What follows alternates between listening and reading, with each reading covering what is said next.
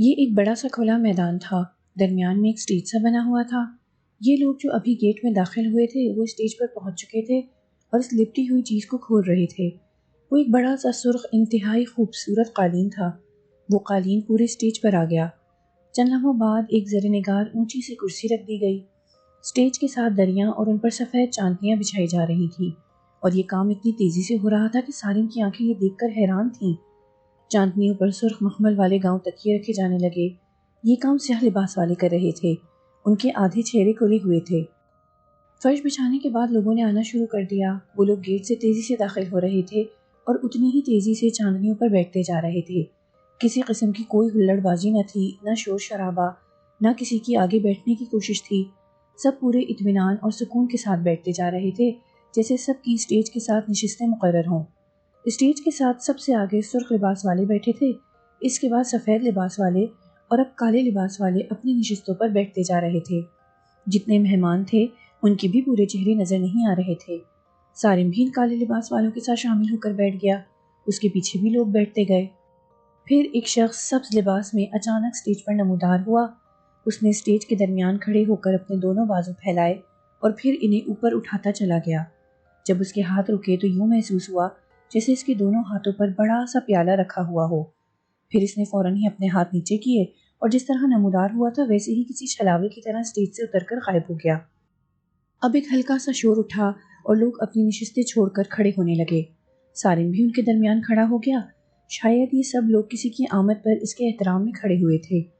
سارم نے اسٹیج کی طرف دیکھا تو اسے ایک شخص زرق برق لباس میں کرسی کی طرف بڑھتا ہوا نظر آیا۔ اس کی کرسی پر بیٹھتے ہی سب لوگ اپنی نشستوں پر بیٹھ گئے۔ جب زرق برق لباس میں ملبوس شخص کے چہرے پر سارم کی نظر پڑی تو اس کا سانس اوپر کا اوپر اور نیچے کا نیچے رہ گیا۔ وہ بابا حسن علی تھے۔ اسے فوراً بابا اسد کی بات یاد آئی۔ انہوں نے بابا حسن کے بارے میں کہا تھا وہ بادشاہ بھی ہے اور فقیر بھی۔ بابا اسد کی یہ بات اب پورے طور پر اس کی سمجھ میں آ گئی تھی۔ اس نے بابا حسن کا فقر دیکھ لیا تھا۔ ایک ریسٹ ہاؤس کے مالی تھے اور ایک رلی بچھائے زمین پر پڑے رہتے تھے۔ اب وہ انہیں کرسی زر نگار پر بڑی شان سے بیٹھا دیکھ رہا تھا۔ ان کا لباس بڑا قیمتی تھا۔ سنہری پگڑی پر چمکتے ہیروں کی مالا بندھی ہوئی تھی۔ بابا حسن کو اس شان سے بیٹھا دیکھ کر سارم کو بڑی خوشی ہوئی تھی۔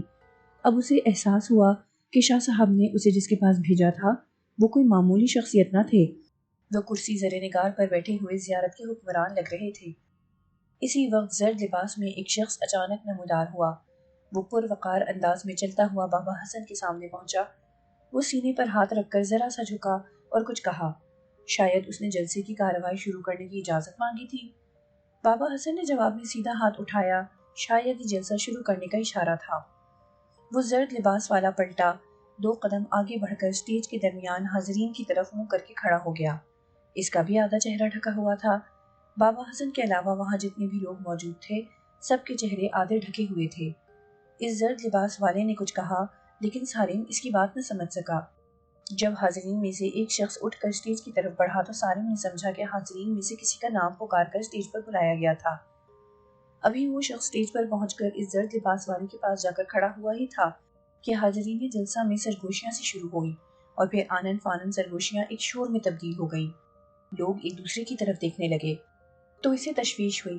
اس نے سوچا کہیں اسے دیکھ تو نہیں لیا گیا۔ ابھی اس نے یہ سوچا ہی تھا کہ برابر بیٹھے ہوئے شخص نے اس کے چہرے سے چادر اٹھا دی۔ اس کا چہرہ عیاں ہوتے ہی ایک دم خاموشی چھا گئی، جیسے سب کو سانپ سونگ گیا ہو۔ تب برابر بیٹھے ہوئے 2 بندوں نے اس کا بازو پکڑ کر اٹھا دیا۔ اس کے کھڑے ہوتے ہی چہمگوئیاں شروع ہو گئیں۔ یہ ہم میں سے نہیں، اسے یہاں کون لایا؟ یہ یہاں کیسے آیا؟ جب شور زیادہ بڑھا تو اسٹیج پر موجود زرد لباس والے نے ہاتھ اٹھا کر خاموش رہنے کی تلقین کی اور سارم کو پکڑے ہوئے بندوں کی طرف اشارہ کیا کہ وہ اس شخص کو اسٹیج پر لے آئے۔ چند لمحوں میں اسے اسٹیج پر پہنچا دیا گیا۔ اب وہ بابا حسن کے سامنے کھڑا تھا اور بابا حسن سارم کو اپنی چمکیلی آنکھوں سے دیکھ رہے تھے۔ ان کی آنکھوں میں غصے کی کوئی جھلک نہ تھی، ایک نرم سا تاثر تھا اور ہونٹوں پر ایک باریک سی مسکراہٹ تھی۔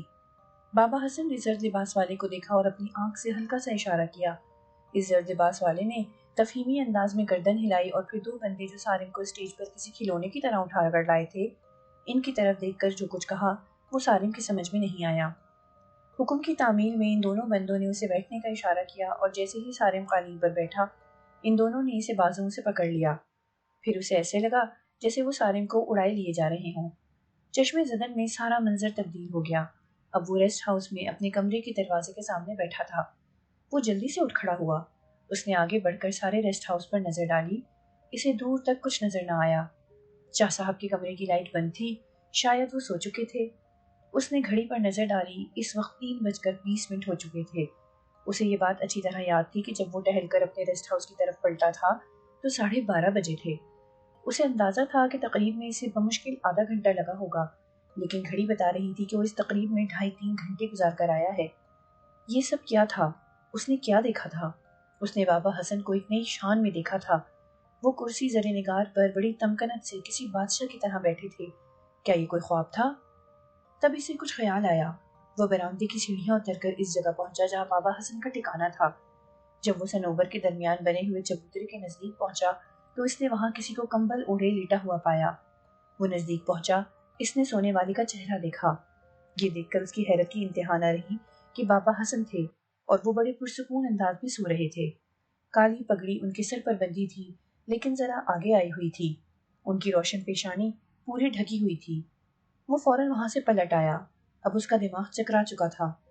وہ تیز تیز قدموں سے چلتا ہوا اپنے کمرے میں پہنچا اور کمبل لپیٹ کر دبک کر لیٹ گیا۔ صبح اس کی آنکھ شاہ صاحب کی آواز پر کھلی۔ میاں کیا ابھی تک سو رہے ہو؟ شاہ صاحب کہہ رہے تھے۔ بھائی کیا کھانا نہیں کھانا؟ اس نے فوراً اپنا منہ سے کمبل ہٹایا اور اٹھ کر بیٹھ گیا۔ اس نے جلدی سے اپنی کلائی پر بندھی گھڑی میں وقت دیکھا۔ 1 بجا تھا۔ میاں گھڑی کیا دیکھتے ہو؟ کھانے کا وقت ہو گیا ہے، شاہ صاحب نے اسے ٹوکا۔ شاہ صاحب میں نے تو ابھی ناشتہ بھی نہیں کیا، وہ ہنس کر بولا۔ ماشاء اللہ، میاں کیا رات بھر جاگتے رہے ہو؟ شاہ صاحب نے مسکرا کر کہا۔ شاہ صاحب میں نے رات کو بابا حسن کو عجیب رنگ میں دیکھا۔ سالم کی آنکھوں میں رات کا منظر گھوم گیا۔ کوئی خواب دیکھ لیا کیا؟ شاہ صاحب نے پوچھا۔ شاہ صاحب اب تو وہ مجھے خواب ہی محسوس ہو رہا ہے، سالم بولا۔ خواب تھا نہیں؟ شاہ صاحب نے تصدیق چاہی۔ نہیں شاہ صاحب، وہ ہرگز خواب نہیں تھا۔ جو کچھ دیکھا وہ میں نے اپنی ان جیتی جاگتی آنکھوں سے دیکھا، سالم نے بڑے یقین سے کہا اور پھر چاندنی رات کی سیر اور تقریب کا احوال پوری تفصیل سے شاہ صاحب کے گوشے گزار کر دیا۔ شاہ صاحب نے اس کی بات پوری توجہ سے سنی اور ہنس کر بولے، میاں تم نے جو کچھ دیکھا اسے خواب ہی سمجھو تو بہتر ہے۔ اس کا مطلب ہے میں نے جو کچھ دیکھا وہ خواب تھا نہیں؟ سالم نے شاہ صاحب کی طرف تصدیق طلب نظروں سے دیکھا۔ شاہ صاحب نے اس کی بات کا کوئی جواب نہ دیا، بس مسکرا کر کھڑے ہو گئے اور کمرے سے باہر جاتے ہوئے بولے، میاں منہ ہاتھ دھو کر آ جاؤ، کھانا ٹھنڈا ہو رہا ہے۔ جی اچھا، سالم نے فرما برداری سے کہا اور واش روم کی طرف بڑھ گیا۔ شاہدہ رکشا پکڑ کر قبرستان پہنچا۔ اس نے ایک شاپر میں وہ بوتل ڈالی ہوئی تھی جس میں الو کا خون بھرا ہوا تھا اور جو سیاہ ہو چکا تھا۔ دوپہر کا وقت تھا، قبرستان میں دور تک کوئی نہ تھا۔ شاہدہ گرو کی ہدایت کے مطابق کسی ٹوٹی قبر کی تلاش میں تھا۔ چلتے چلتے اس کی نظر ایک قبر پر پڑی۔ یہ ٹوٹی قبر نہ تھی، یہ ایک پختہ قبر تھی، لیکن اس قبر پر جگہ جگہ پان کی پیک پڑی ہوئی تھی، حتیٰ کہ کتبے پر بھی کسی نے پان کی پچکاری ماری ہوئی تھی۔ حالانکہ ایسا ہوتا نہیں، قبریں ٹوٹ پھوٹ جاتی ہیں، زمین میں دھس جاتی ہیں، لیکن کبھی کسی قبر پر پانوں کی پیک نہیں دیکھی گئی۔ قبر پر کوئی پان کی پیک نہیں تھوکتا۔ شاہدہ نے کتبے پر نظر ڈالی۔ کتبے پر لکھا تھا بابا کمبل۔ شاہدہ کو اور حیرت ہوئی، مرنے والا کوئی بابا تھا؟ اس کی قبر کا تو خاص طور سے احترام ہونا چاہیے تھا، لیکن لوگوں نے اس قبر کو پیک دان بنا لیا تھا۔ اس قبر کو دیکھ کر خواہ مخواہ ایک غصے کی لہر دل میں اٹھتی تھی، اور کیوں نہ اٹھتی؟ اس قبر میں جو شخص پڑا تھا اس نے اللہ کی مخلوق کو دکھ دینے کے علاوہ کوئی کام نہیں کیا تھا۔ جانے یہ کتنے لوگوں کا قاتل تھا، جانے اس نے کتنے گھر اجاڑے تھے، جانے کتنے دلوں کی آہ لی تھی، اور مرنے کے بعد بھی اس کی روح اسی کام پر لگی ہوئی تھی۔ اس نے اسرار ناصر کو پاگل کر دیا تھا۔ اس قبر کو دیکھ کر شاہدہ کو بھی غصہ آیا، ایک نفرت کا سا احساس جاگا۔ اس کا دل چاہا کہ وہ سیاہ خون والی بوتل کھول کر اس قبر میں ڈال دے۔ اس نے خود کو بڑی مشکل سے روکا، اسے گرو کی ہدایت پر عمل کرنا تھا، اس بوتل کو کسی ٹوٹی قبر میں ڈالنا تھا۔ وہ بابا کمبل کی قبر پر نفرت بھری نظر ڈالتا آگے بڑھا تو اسے قبر کے سرہانے کی طرف ایک سوراخ نظر آیا۔ یہ اتنا بڑا سوراخ تھا کہ بوتل بآسانی اندر جا سکتی تھی۔ یہ سوراخ یوں محسوس ہوتا تھا جیسے کسی جانور نے بنایا ہو، بس اب سوچنے کی کوئی گنجائش نہ تھی۔ شاہدہ نے وہ بوتل بابا کمبل کی قبر میں دکھائی دینے والی سوراخ میں ڈال دی۔ اس نے دیکھا کہ یہ بوتل تیزی سے قبر کے اندر چلی گئی۔ ادھر یہ بوتل قبر کے اندر گئی اور ادھر اسرار ناصر نے آنکھیں کھول دی۔ اے ہوش آ گیا تجھے؟ گرو نے خوش ہوتے ہوئے کہا۔ اسرار کے بے ہوش ہوتے ہی اس نے جاپ شروع کر دیا تھا۔ اسے بے چینی سے شاہدہ کا انتظار تھا۔ اس کا خیال تھا کہ اسرار کو شاہدہ کی واپسی پر ہی ہوش آئے گا، لیکن اسے کچھ جلدی ہی ہوش آ گیا تھا۔ اسرار ایک جھٹکے سے اٹھ کر بیٹھ گیا۔ اس کے چہرے کی رنگت بدل چکی تھی۔ وہ اپنی زرد آنکھوں سے گرو کو گھور کر دیکھ رہا تھا۔ اے ہمیں گھورتا کیا ہے، بول بک۔ گرو نے بڑے سکون سے کہا، اوے ہجڑے، آخر تو باز نہیں آیا۔ دیکھ لیا تو نے ہمارا کمال، اب تیری دال ادھر نہیں گلے گی، چھوڑ دے اسے۔ تو نہیں جانتا کہ اس نے ہمارے ساتھ کیا کیا ہے۔ اسرار کی آواز بدل چکی تھی۔ اے یہ معصوم تیرے ساتھ کیا کرے گا؟ تو مجھے کوئی پھٹانگ چیز لگتی ہے، ذرا اپنا نام تو بتا۔ گرو نے الو کے خون سے بھری ہوئی بوتل اٹھائی۔ جلدی اپنا نام بتا ورنہ ہم تجھے خون میں نہلا دیں گے۔ میں بابا کمبل ہوں، وہ جلدی سے بولا۔ اے اچھا، اب ہم سمجھے، تبھی تو اس بیچارے کے ساتھ کمبل ہو گیا ہے۔ چل اب نکل یہاں سے، چھوڑ اس کا پیچھا، گرو نے تیز لہجے میں کہا۔ ابھی گرو نے اتنا ہی کہا تھا کہ اسرار ناصر بہت زور سے چلایا، جیسے اسے شدید تکلیف پہنچی ہو۔ او ہجڑے، تو نے یہ کیا کیا؟ اے ابھی تو ہم نے کچھ نہیں کیا، ابھی تو بوتل ہمارے ہاتھ میں ہے۔ او میں مر گیا ہجڑے، تیرا ستیہ ناس۔ وہ بڑے دردناک انداز میں ڈکرایا۔ بس اس سے زیادہ وہ کچھ نہ کہہ سکا، پھر بے ہوش ہو گیا۔ گرو کی سمجھ میں نہ آیا کہ بوتل کھولے بغیر اس مردار کو کیا ہوا، وہ کیسے چل بسا۔ چلو اچھا ہوا، وہ بوتل کی کارروائی سے پہلے ہی اس کا جسم چھوڑ گیا، اس سے اچھی بات اور کیا ہو سکتی تھی۔ پھر بھی احتیاطاً گرو نے تھوڑا سا خون نکال کر اس کے ہاتھ پیروں پر مل دیا، پھر منتر پڑھنے لگا۔ کوئی 1 گھنٹے کے بعد شاہدہ واپس آ گیا۔ اس نے دیکھا کہ اسرار ابھی تک بے ہوش پڑا ہے اور گرو کچھ پڑھنے میں لگا ہے۔ شاہدہ خاموشی سے گرو کے سامنے اور اسرار کے نزدیک بیٹھ گیا۔ شاہدہ کو دیکھ کر گرو نے کچھ دیر بعد اپنا جاپ ختم کیا اور بے قراری سے بولا، اے کیا ہوا؟ گرو، ڈال آئی بوتل ٹوٹی قبر میں، شاہدہ نے خوشی بھرے لہجے میں کہا۔ چل شاہدہ، تو خوش ہو جا، چھوٹ گئی جان اس کی، وہ پھٹانگ کوئی بابا کمبل نکلا، گرو نے بتایا۔ ہیں؟ گرو، وہ کون نکلا؟ کیا نام بتایا؟ بابا کمبل کا نام سن کر شاہدہ بری طرح چونکا۔ اس نے سوچا کہیں غلط نام تو نہیں سنا۔ اس نے تصدیق چاہی۔ اے بابا کمبل تھا وہ، پھٹانگ اس غریب کے ساتھ کمبل ہی ہو گیا تھا، گرو نے کہا۔ اے گرو، میری بات غور سے سنو، میں وہ بوتل اسی کی قبر میں ڈال کر آئی ہوں۔ ہے شاہدہ، تو سچ کہہ رہی ہے؟ گرو حیرت اور خوشی کے ملے جلے انداز میں بولا۔ اے گرو، میں تجھ پر واری بالکل سچ کہہ رہی ہوں، شاہدہ نے کہا۔ اے اچھا، ذرا مجھے تفصیل سے تو بتا، گرو نے بے چینی سے کہا۔ تب شاہدہ نے قبر کا حال پوری تفصیل سے گرو کے گوشے گزار کر دیا۔ اب گرو کے ذہن میں ساری بات صاف ہو گئی تھی۔ وہ ہنس کر بولا، اے شاہدہ، تبھی میں کہوں کہ وہ مردار بوتل کے عمل سے پہلے ہی کیسے اسے چھوڑ گیا۔ اے یہ چمتکار تو نے دکھایا، اسی کی قبر میں بوتل پھینک آئی، وہ بوتل قبر میں جاتے ہی ایٹم بم بن گئی، اے وہ تو اڑ گیا بھگ سے، ہمیں گالیاں دینے کی حسرت بھی پوری نہ ہو سکی اس کی۔ اے واہ گرو، میں تجھ پر واری، کیا کام دکھایا تم نے، شاہدہ خوش ہو کر بولا۔ اب تو یہ ٹھیک ہو گیا۔ اے شاہدہ، اٹھا اسے اندر لے چل، گرو نے اٹھتے ہوئے کہا۔ ہوش میں آئے تو پتہ چلے ٹھیک ہوا ہے یا نہیں۔ ٹھیک ہے گرو، شاہدہ بھی کھڑا ہوتا ہوا بولا۔ پھر دونوں نے مل کر اسے اٹھا کر اندر پہنچایا۔ گرو اسرار کے پاس بیٹھ گیا اور بولا، اے شاہدہ، جھاڑو اٹھا، اسے ہوش میں لاؤں۔ شاہدہ نے الماری کے اوپر پڑی جھاڑو گرو کے ہاتھ میں دے دی اور خود اسرار کے پیروں کی طرف کھڑا ہو گیا۔ گرو نے ہاتھ میں جھاڑو لے کر زور زور سے کچھ بولنا شروع کیا۔ جب گرو نامانوس سے الفاظ بولتا، ایک خاص لفظ پر آتا، تو شاہدہ بھی اس لفظ کو دہرا کر زور سے تالی بجاتا۔ 10-15 منٹ کے بعد گرو نے اپنا پاٹ بند کیا اور 3 بار آہستہ آہستہ اس کے سر، سینے اور پیروں پر جھاڑو ماری اور پھر بولا، پانی لا۔ شاہدہ بھاگتا ہوا کچن میں گیا اور ایک گلاس میں پانی بھر کر لے آیا۔ لو گرو، اس کے منہ پر پانی کے چھینٹے مار، گرو نے ہدایت کی۔ شاہدہ نے چلو میں پانی بھر کر اس کے منہ پر چھینٹے مارنے شروع کیے۔ تیسرے چھینٹے پر اسرار نے آنکھیں کھول دیں۔ آنکھیں کھولتے ہی سب سے پہلے اس کی نظر گرو پر پڑی۔ گرو کی شکل دیکھتے ہی اسرار ناصر نے گھبرا کر اپنی آنکھیں بند کر لی۔ اسے لگا کہ وہ کوئی ڈراؤنا خواب دیکھ رہا ہے۔ اے گرو، اس نے تو پھر آنکھیں بند کر لی، کیا پھر بے ہوش ہو گیا؟ شاہدہ نے فکر مند لہجے میں کہا۔ نہیں، بے ہوش نہیں ہوا، ہمیں دیکھ کر ڈر گیا ہے، گرو نے ہنس کر کہا۔ چل تو ایسا کر، اس پر جھاڑو لگا، اس کی صفائی کرنا ہوگی۔ شاہدہ نے گرو کے ہاتھ سے جھاڑو لے لی اور اس کے چہرے سے پیروں تک اس طرح جھاڑو لگانے لگا جیسے فرش پر لگائی جاتی ہے، صفائی جو کرنی تھی۔ اسرار ناصر نے جھاڑو چہرے پر لگتے ہی اٹھنے کی کوشش کی تو گرو نے ڈانٹ کر کہا، اے لیٹا رہ، صفائی ہو جانے دے، کاٹ کپڑا نکل جانے دے۔ پھٹے باز جیسی آواز سن کر اسرار سہم گیا۔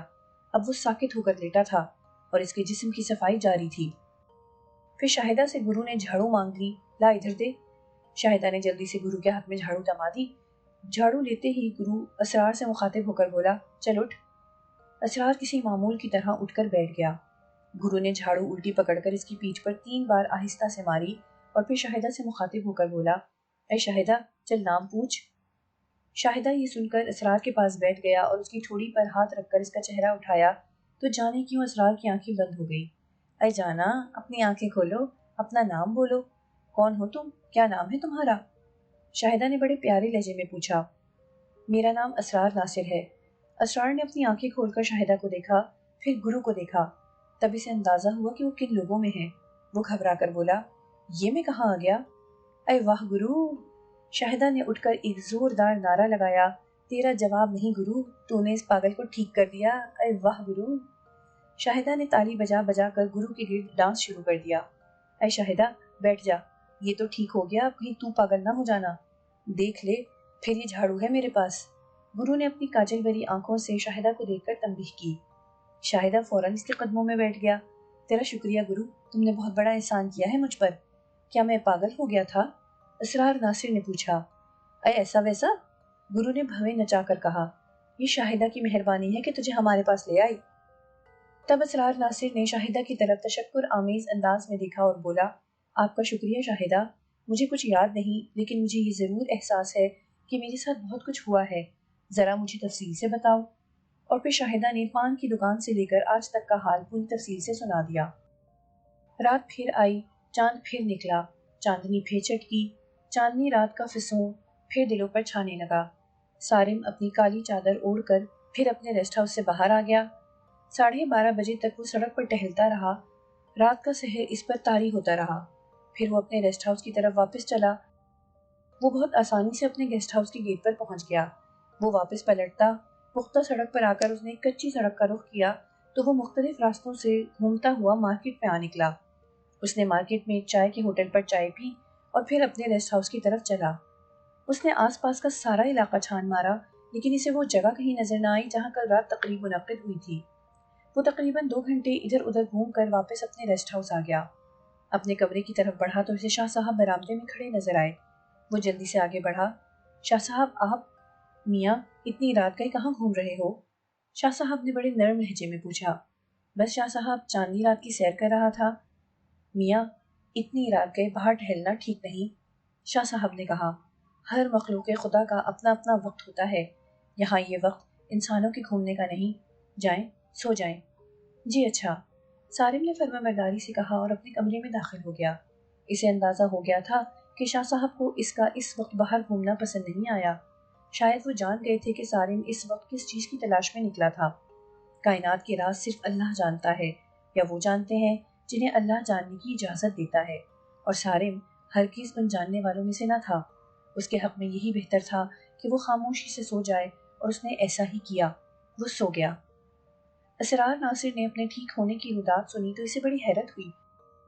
وہ لوگ اس کے کام آئے تھے جن کے بارے میں کوئی سوچ بھی نہیں سکتا تھا کہ یہ انسان کی اس طرح مدد کر سکتے ہیں۔ گرو دعا رانی نے جو کام کیا تھا اس سے اسرار بڑا متاثر ہوا تھا۔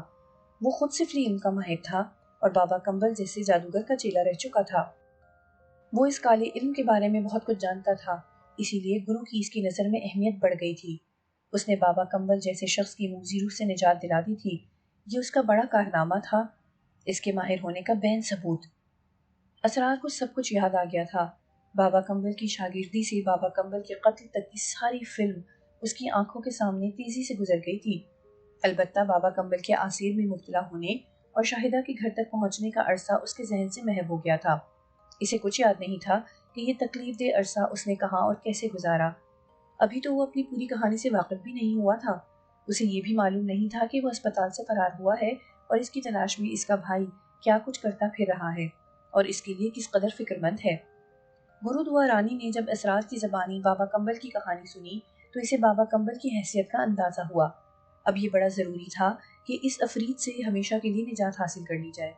اگرچہ گرو نے اب تک جو عمل کیا تھا وہ اس سے نجات کے لیے کافی تھا، لیکن یہ معلوم ہونے کے بعد کہ وہ اونچے درجے کا جادوگر تھا، ضروری تھا کہ اس کے تابوت میں آخری کیل ٹھونک دی جائے۔ تب گرو نے ایک اور بوتل تیار کر دی۔ اس نے منتر پڑھ کر الو کے خون میں مسان اور قبر کی مٹی ملائی اور جب اسے زور سے ہلایا تو خون کا رنگ سیاہ ہو گیا۔ گرو نے بوتل اسرار ناصر کے ہاتھ میں دے دی اور اسے اچھی طرح سمجھا دیا کہ کیا کرنا ہے۔ جب اسرار ناصر گرو کا شکریہ ادا کر کے رخصت ہونے لگا تو شاہدہ بھی اس کے ساتھ ہو لیا۔ گرو نے شاہدہ کو اس کے ساتھ جاتے دیکھ کر پوچھا، اے شاہدہ، تو کہاں جا رہی ہے؟ ان کے ساتھ؟ شاہدہ نے بڑے شرما کر اسرار کی طرف اشارہ کیا۔ یہ تو قبرستان جا رہے ہیں، کام پورا کر کے اپنے گھر چلے جائیں گے۔ گرو نے اسے بتایا، میں ان کے ساتھ ہی جا رہی ہوں۔ شاہدہ نے کہا، شاہدہ، کیا تو نے گرو کو چھوڑنے کا ارادہ کر لیا ہے؟ گرو نے پوچھا، اے گرو، میں تم پر بھاری، یہ تم نے کیسی بات کر دی؟ کیا میں تمہیں چھوڑ کر اپنی عاقبت خراب کروں گی؟ میں آتی ہوں لوٹ کر، ذرا ان کا گھر دیکھاؤں۔ شاہدہ نے کہا، جا دیکھا، پر یہ بات اپنے دماغ میں بٹھا لے، گھر تیرا یہی ہے، خیال رکھنا کہیں اس گھر کے دروازے تجھ پر بند نہ ہو جائیں۔ تو مجھے اچھی طرح جانتی ہے نا؟ گرو نے اسے تیز نظروں سے دیکھا۔ بہت اچھی طرح جانتی ہوں، شاہدہ نے کہا اور دروازے کی طرف بڑھا۔ وہ اسرار کو ساتھ لے کر گھر سے نکلا۔ اسرار کو اس کے ساتھ چلنا عجیب سا لگ رہا تھا۔ گلی میں لوگ اسے گھور گھور کر دیکھ رہے تھے۔ اسرار کچھ دیر تک پریشان رہا، لیکن جب اسے یہ خیال آیا کہ شاہدہ نے اس پر کتنا بڑا احسان کیا ہے تو وہ رک گیا۔ وہ اس سے آگے چلنے کی کوشش کر رہا تھا۔ جب وہ اس کے برابر آ گیا تو وہ اپنے محسن کے ساتھ پورے اطمینان سے چلنے لگا۔ دنیا اسے کس نظر سے دیکھتی ہے اس کی اب اسے پرواہ نہ تھی۔ شاہدہ نے اب اس کرم پر ممنون بھری نگاہوں سے دیکھا۔ سڑک پر پہنچ کر انہوں نے ایک رکشہ لیا اور قبرستان کی طرف روانہ ہو گئے۔ جب وہ قبرستان پہنچے تو مغرب کا وقت ہو رہا تھا۔ گرو کی ہدایت تھی کہ یہ عمل سورج چھپنے کے فوراً بعد کیا جائے۔ شاہدہ اس دن اتفاقاً بابا کمبل کی قبر پر پہنچ گیا تھا۔ وہ تو کسی ٹوٹی قبر کی تلاش میں سرگرداں تھا۔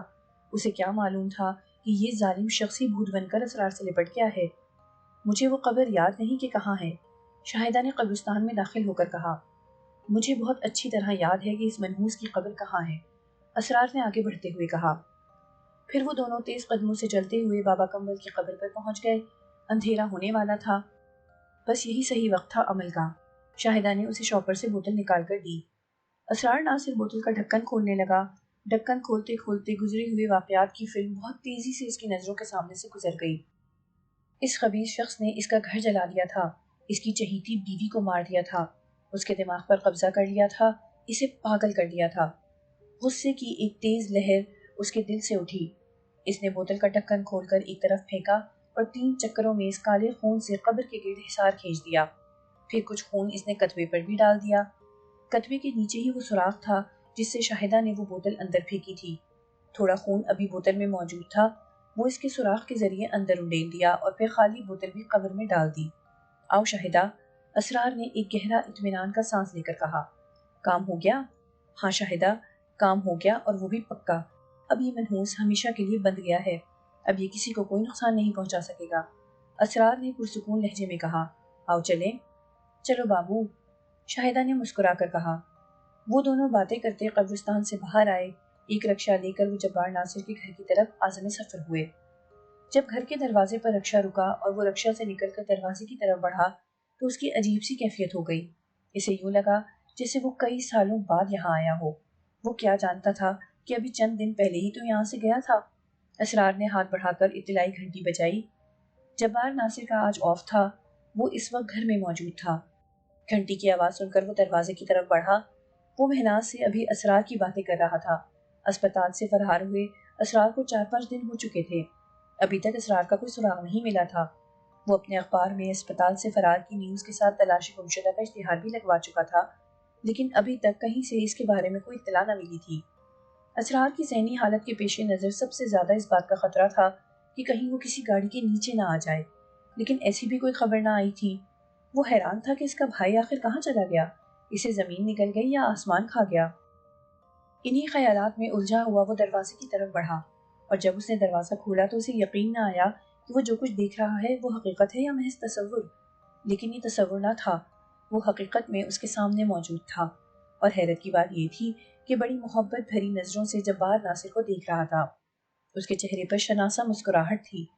بھائی جان، اسرار ناصر نے بڑے والہانہ انداز میں اپنی باہیں کھول دی۔ او میرے بھائی! جبار نے اسے بے قراری سے اپنی باہوں میں بھر لیا۔ ارے اسرار، تم کہاں چلے گئے تھے؟ کہیں نہیں بھائی جان، میں آپ کو چھوڑ کر بھلا کہاں جا سکتا ہوں؟ آؤ اسرار، اندر آ جاؤ۔ جبار ناصر نے اسے الگ کر کے کندھے پر ہاتھ رکھا۔ جی بھائی جان۔ اوہ، اسرار نے پیچھے پلٹ کر دیکھا۔ شاہدہ ادھر آؤ۔ شاہدہ کا نام سن کر جبار ناصر ایک دم چونکا۔ یہ 4 دن میں کیا سے کیا ہو گیا؟ 4 دن پہلے تک تو وہ کسی کو پہچانتا بھی نہ تھا، اب ان 4 دنوں میں ایسی آنکھیں چار ہوئیں کہ وہ اپنے ساتھ کسی شاہدہ کو بھی لے آیا۔ اس کا بھائی 4 دنوں میں کچھ زیادہ ہی ٹھیک نہیں ہو گیا؟ اور جب شاہدہ رکشہ سے اتر کر اس کے سامنے آیا تو جبار ناصر کے چھکے چھوٹ گئے۔ یا اللہ خیر! بھائی جان، آج میں جو گھر میں چلا آیا ہوں، آپ کو پہچان رہا ہوں، تو یہ پہچان شاہدہ نے مجھے دی ہے۔ اسرار ناصر نے بڑی احسان مندی سے شاہدہ کو دیکھا۔ نہیں صاحب جی، میں نے کچھ نہیں کیا، جو کیا میرے گرو نے کیا۔ شاہدہ نے فوراً تردید کی۔ بھائی جان اندر چلیں، میں آپ کو بتاتا ہوں کہ انہوں نے کیا کیا ہے۔ اسرار ناصر بولا۔ ہاں ہاں اندر آؤ۔ آؤ تم بھی آ جاؤ، جبار نے کہا۔ بابو میں چلوں؟ گرو انتظار کرتے ہوں گے۔ شاہدہ اسرار ناصر سے مخاطب ہوا۔ نہیں شاہدہ، تم ایسے نہیں جا سکتے، کھانا کھا کر جانا۔ نہیں بابو، میں کھانا نہیں کھاؤں گی، کھانا گرو کے ساتھ ہی کھاؤں گی، ہم سب اکٹھا ہو کر کھانا کھاتے ہیں، شاہدہ نے بتایا۔ اچھا اندر تو آؤ، چلے جانا۔ اسرار ناصر نے اس کا ہاتھ پکڑ لیا۔ اب شاہدہ کے لیے انکار ممکن نہ رہا، وہ مجبور ہو کر اسرار کے ساتھ گھر میں داخل ہوا۔ اسرار نے اسے ڈرائنگ روم میں بٹھایا۔ شاہدہ نے ڈرائنگ روم میں چاروں طرف نظریں گھمائیں اور پھر وہ قالین پر بیٹھ گیا۔ ارے شاہدہ اوپر بیٹھو، اسرار ناصر نے صوفے کی طرف اشارہ کیا۔ نہیں بابو، میں یہاں ٹھیک ہوں، شاہدہ نے کہا۔ او نہیں شاہدہ، تم یہاں ٹھیک نہیں ہو، اوپر بیٹھو صوفے پر، اسرار ناصر نے اصرار کیا۔ تب شاہدہ نے اسرار کو ممنون نگاہوں سے دیکھا اور قالین سے اٹھ کر صوفے پر بیٹھ گیا۔ اسرار کی آمد کا گھر میں ہنگامہ مچ چکا تھا۔ نہ صرف اسرار آ گیا تھا بلکہ پورے ہوش و حواس میں آیا تھا۔ مہناز کی خوشی کا تو کوئی ٹھکانہ نہ تھا۔ ابھی سالم سو ہی رہا تھا کہ کسی نے دروازے پر دستک دی۔ سالم کی فوراً آنکھ کھل گئی۔ اس نے کلائی پر بندھی گھڑی میں وقت دیکھا، 10:30 بج رہے تھے۔ اس نے اٹھ کر دروازہ کھولا، سامنے جابر خان کھڑا ہوا تھا۔ جناب، آپ کا فون ہے کراچی سے، اس نے بتایا۔ اچھا، سالم اس کے ساتھ ہو لیا۔ جابر خان کا کمرہ نزدیک ہی تھا، وہ سوچ رہا تھا کہ کس کا فون ہے۔ اس کا اندازہ تھا کہ یہ فون سارا کا ہوگا۔ پھر اسے خیال آیا کہ اگر یہ فون کسی خاتون نے کیا ہوتا تو جابر خان بتا دیتا کہ آپ کی مسز کا فون ہے۔ یہ بھی تو ہو سکتا ہے کہ فون ظفر مراد نے ملایا ہو۔ جب اس نے جابر خان کے کمرے میں پہنچ کر ریسیور اٹھایا تو یہ فون ظفر مراد کا تھا نہ سارا کا، بلکہ یہ فون جبار ناصر کا تھا۔ او یار، بڑی زبردست خبر ہے، سنے گا تو حیران رہ جائے گا، جبار ناصر نے اس کی ہیلو کے جواب میں کہا۔ ہاں کیا ہوا، جلدی بتاؤ، سالم نے بے چین ہو کر کہا۔ یار، اسرار واپس آ گیا ہے اور بالکل ٹھیک ہو کر۔ جبار کے لہجے میں خوشی تھی۔ ہیں؟ یہ کیسے ہوا؟ بھائی تمہاری ڈرامہ سیریل میں ایک شاہدہ نامی ہجڑا کام کر رہا تھا، شاید اس کا گھریلو ملازم کا رول ہے، جبار ناصر نے اسے یاد دلایا۔ ہاں ہاں، میں اسے جانتا ہوں، بس یہ کارنامہ اسی کا ہے۔ اسرار زخمی حالت میں اسے ملا تھا، وہ اسے اپنے گھر لے گیا، وہاں اس کے گرو نے جو اسرار کی حالت دیکھی تو فوراً سمجھ گیا کہ یہ آصف زدہ ہے۔ بھائی وہ گرو تو بڑا زبردست نکلا، کالے علم کا ماہر، اس کا نام بھی عجیب سا ہے، گرو دعا رانی تو نہیں؟ سالم نے ہنس کر پوچھا۔ یار تم کیسے جانتے ہو؟ جبار ناصر حیران ہوا۔ یہ شاہدہ اسے میرے گھر لا چکا ہے۔ پھر کیا ہوا؟ ہونا کیا تھا، اس منحوس نے گرو سمیت سب کو نہ صرف مفلوج کر دیا بلکہ آواز بھی بند کر دی۔ بس پھر کیا تھا، یہ لوگ توا چمٹا پھینک کر میرے گھر سے بھاگ لیے، سالم نے بتایا۔ پر یار، بابا کمبل کے خبیث روح سے اسے نجات دلا دی۔ چلو یہ بہت اچھا ہوا، میں تو اس دن اسرار کی حالت دیکھ کر لرز کر رہ گیا تھا، سالم نے سنجیدگی سے کہا۔ ہم سمجھ رہے تھے کہ صدمے کی وجہ سے اس کی یہ حالت ہوئی ہے، اسی لیے اسے نفسیاتی اسپتال میں داخل کروایا تھا۔ اس کا وہاں سے فرار ہونا اس کے حق میں بہتر ہی ہوا، نہ وہ فرار ہوتا نہ شاہدہ اس پر ترس کھا کر اپنے گھر لے جاتا، جبار نے بتایا۔ بس یار، اب اس کو سختی سے تنبیہ کرنا کہ اس جادو وادو کے چکر میں نہ پڑے، سالم نے فکر مندی سے کہا۔ میں کیا تنبیہ کروں گا، اس کی تو خود جان نکلی ہوئی ہے، جادو کے نام پر 100 بار کان پکڑتا ہے، وہ آستانہ کمالیہ جانے کو کہہ رہا تھا، جبار ناصر نے اسے بتایا۔ شاہ صاحب کے پاس؟ سالم نے پوچھا۔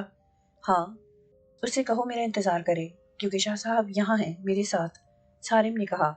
ہاں یار، تم اپنا تو بتاؤ کیا ہو رہا ہے؟ بڑے عجیب و غریب واقعات پیش آئے ہیں یہاں، آ کر بتاؤں گا، سالم نے جابر خان کی طرف دیکھتے ہوئے کہا۔ کب تک آؤ گے واپس؟ جبار نے پوچھا۔ کچھ کہہ نہیں سکتا، آج شاہ صاحب سے بات کروں گا، تم آؤ، میں تمہارا انتظار کر رہا ہوں، اپنا خیال رکھنا، جبار نے پرخلوص لہجے میں کہا۔ اوکے، اللہ حافظ۔ سارم نے ریسیور رکھ دیا اور جبار خان کا شکریہ ادا کر کے اسے کمرے سے نکل آیا۔ اسرار پر اب تک جو بیتی تھی وہ اس پر پوری طرح آشکار ہو گئی تھی۔ اسے معلوم ہو گیا تھا کہ وہ کن عذابوں سے گزرا تھا۔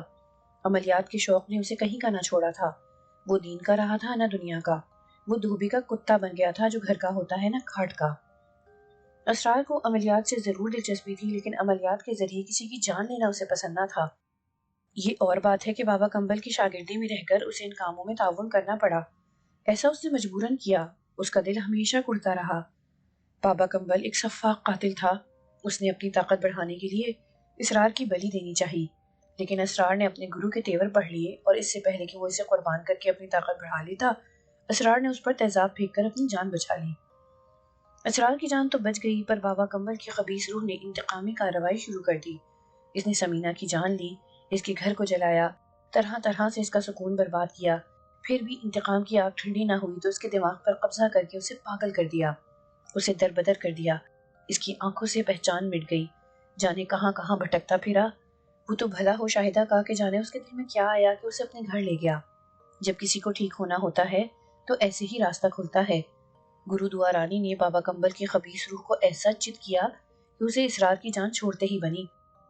اسرار گرو دعا رانی کا بہت ممنون و احسان تھا۔ اس نے وہ کام دکھایا تھا کہ بڑے بڑے عامل نہ کر پائیں۔ اسرار کے بینک میں ایک خطیر رقم موجود تھی۔ اس نے 1,00,000 روپے بینک سے نکلوائے اور گرو کے ہاتھ پر جا رکھے۔ گرو نے اس رقم کو قبول کرنے سے پہلے شاہدہ کی طرف دیکھا۔ شاہدہ کیا کہتی ہے؟ لے لو گرو، خوشی سے دے رہے ہیں تو قبول کر لو، شاہدہ نے فوراً کہا۔ تب گرو نے وہ رقم خوشی سے قبول کر لی۔ آدھی رقم اپنے پاس رکھ کر گرو نے اسی وقت بقیہ رقم اپنے چیلوں میں تقسیم کر دی۔